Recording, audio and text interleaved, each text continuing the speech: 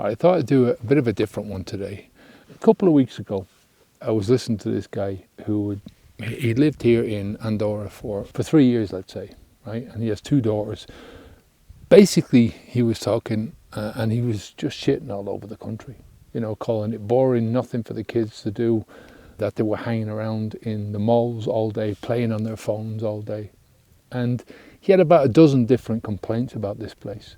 Now, when it came down to it, and he was starting to get questioned about what he was talking about, the whole reason for him moving here to this country was because it has cheap tax, right? There's 10% tax here. So it's a really good country economically to live. The sales tax is really low. But to come here just for that is ridiculous. It's not a great reason to move anywhere just for the sake of a few quid. And for me, this is one of the best countries I've ever lived in. All around. I've lived in Ireland, England, Spain. I was in Germany for a while. And Andorra is, I think, the best country I've ever lived in. Look at it. This is everywhere. There are so many things to do here if you have the mindset to do it, right? Especially if you've got kids or for young people or for anyone, right? It's got one of the best healthcare systems in the world, not just in Europe, but in the world. No sitting around waiting for 6 months to get anything done like it is back in Ireland or the UK, right? You get stuff done here almost straight away. Anyway, look, I'm not going to try and turn this into an advert for Andorra. My point is that the world is as you make it. The journey after you stop drinking alcohol is as you make it. The journey when you're drinking alcohol is as you make it. If you make it shite, it's going to be shite, right? If you think the world is going to be a boring place without alcohol, that's down to you. If you're happy or you're in misery in life, that's largely down to you and how you're responding. Now, you might not like that. You might think I'm being an asshole for saying that, but it's the truth. Even in the first few days when you're going through that discomfort, when you don't have any alcohol in your body and you know that you're trying to push yourself to never have alcohol again, you're changing, you've got all that conflict going on. Most of what you're feeling inside is a choice. It's ambiguity, but there's 2 sides to that. If you've got a conflict, there's 2 sides to that. If you believe it's not your choice, I cannot help you. Nobody can. You can turn up the dial on these things or you can turn down the dial on these things. You can say somewhere is miserable like this guy was saying. You can imagine the responses that he got, this fella. Most of the thing was, well, the border's not too far away. I'll pay for your bus ticket.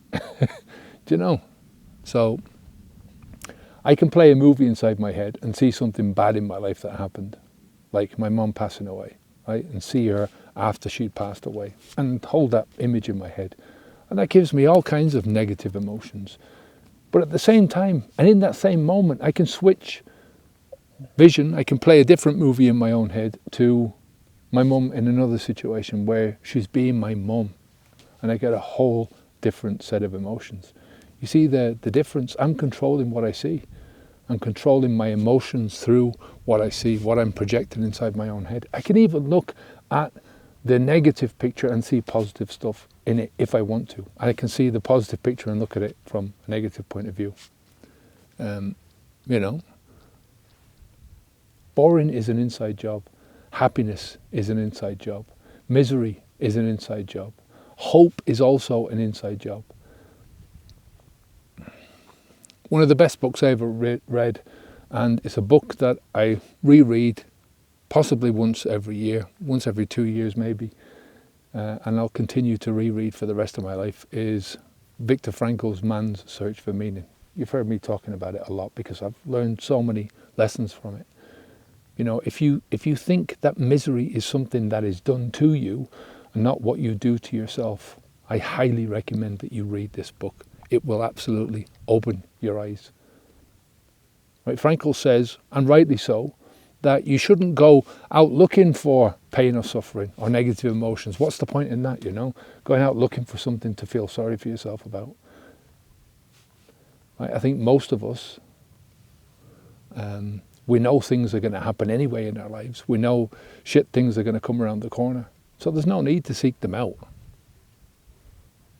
However, when you do happen in your life to have these shit times, these shit emotions, these traumas, if you like, negativity, discomfort, they can be seen as sources of meaning. That's what he was talking about. He also talked about, and he placed a lot of emphasis on that even the most challenging of circumstances in your life, any person always has the freedom to choose how they respond. And this was one of the most eye-opening concepts for me.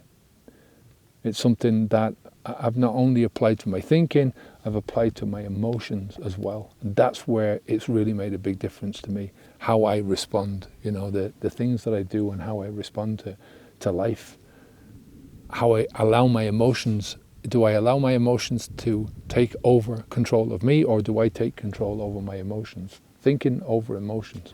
I'm not saying that you don't have to have emotions. Emotions are the whole point of living.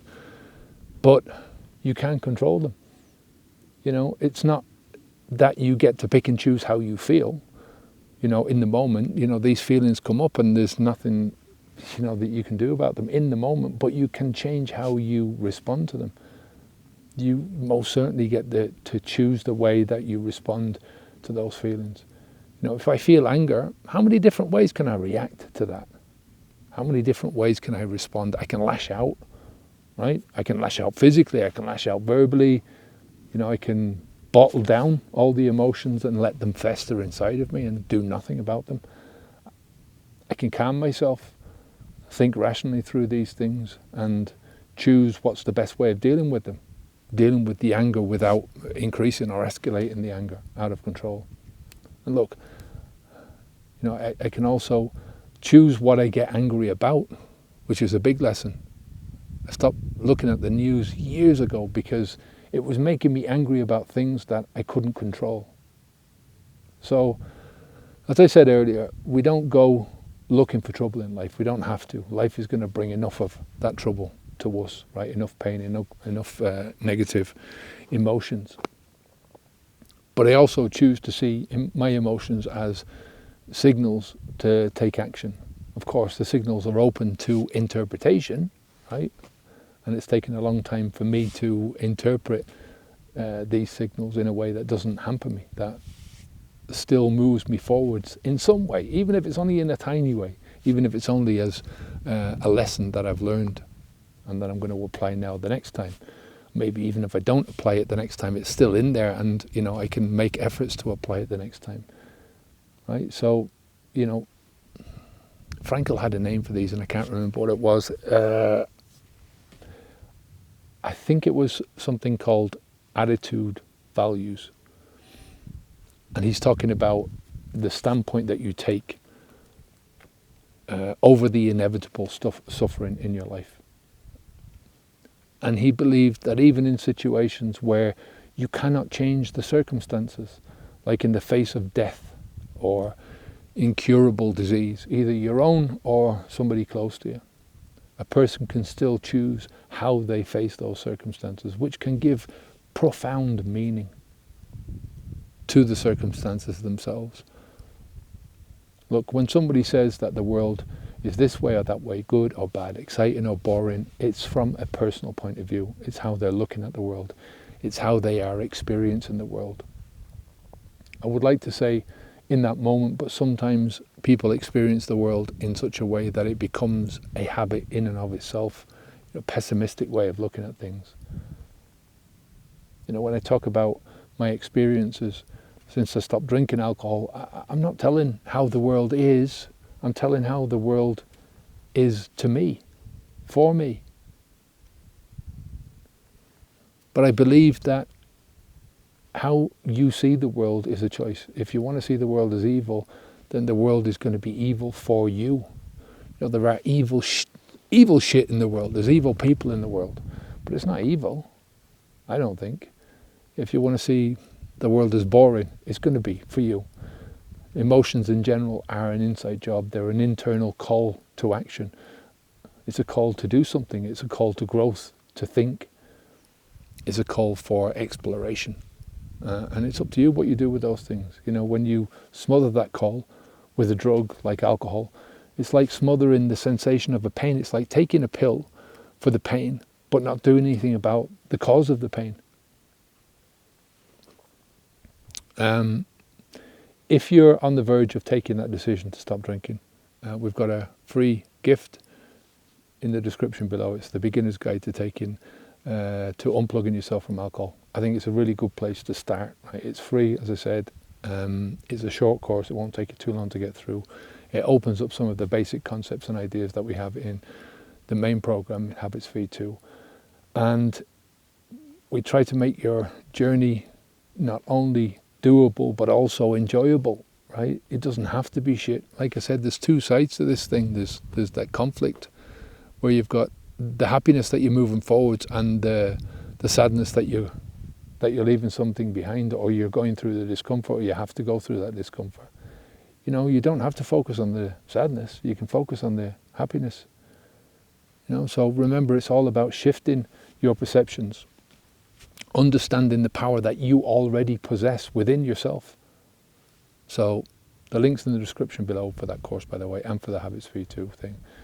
In the end, what you shape in your life is a process of your thinking and your emotions and how you deal with those things.